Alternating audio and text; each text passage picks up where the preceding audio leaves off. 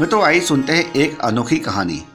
मित्रों, एक शहर में प्रतिवर्ष माता पिता अपने पुत्र को गर्मी की छुट्टी में उसके दादा दादी के घर ले जाते थे। 10-20 दिन सब वहीं पर रहते थे और फिर लौट कर आते थे। ऐसा करते करते उन्हें कई वर्ष बीत गए। एक दिन उसने अपने माता पिता से कहा कि अब मैं अकेला भी दादा दादी के घर जा सकता हूँ, तो आप मुझे अकेले दादा दादी के घर जाने दो।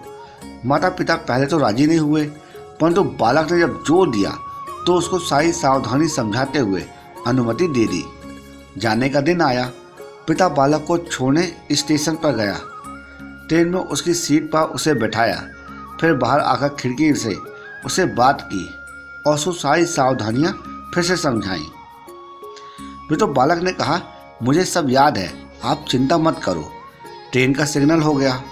तब पिता ने एक लिफाफा पुत्र को दिया और कहा कि बेटा, अगर रास्ते में तुझे डर लगे तो ये लिफाफा खोलकर इसमें जो लिखा है उसको पढ़ना।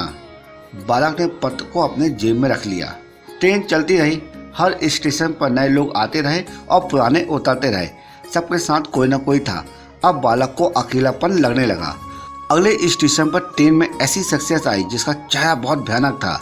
अब बालक पहली बार बिना माता पिता के और बिना किसी सहयोगी के यात्रा कर रहा था।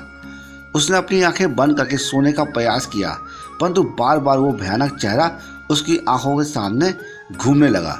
अब बालक बहुत ज़्यादा भयभीत हो गया। तब उसे अपने पिता की चिट्ठी याद आई। उसने जेब में हाथ डाला और कांपते हुए हाथों से पत्र निकाला, लिफाफा खोला और पढ़ा। पिता ने लिखा था, तू डरना मत, मैं पास वाले कंपार्टमेंट में ही हूँ, इसी गाड़ी में बैठा हूँ। अब बालक का चेहरा खिल उठा और उसका पूरा डर गायब हो गया। मित्रों, जीवन भी हमारा ऐसा ही है। जब भगवान ने हमको इस दुनिया में भेजा है, उस समय उन्होंने हमको भी एक पत्र दिया था जिसमें लिखा है, उदास मत होना, मैं हर पल हर क्षण हर जगह तुम्हारे साथ हूँ। दोस्तों, जीवन भी ऐसा ही है। जब भगवान ने हमको इस दुनिया में भेजा, उस समय उन्होंने हमको भी एक पत्र दिया जिसमें लिखा था, उदास मत होना, मैं हर पल हर क्षण हर जगह तुम्हारे साथ हूँ।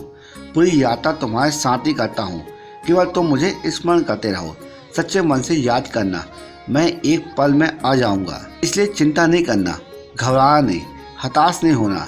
चिंता करने से मानसिक और शारीरिक दोनों स्वास्थ्य प्रभावित होते हैं।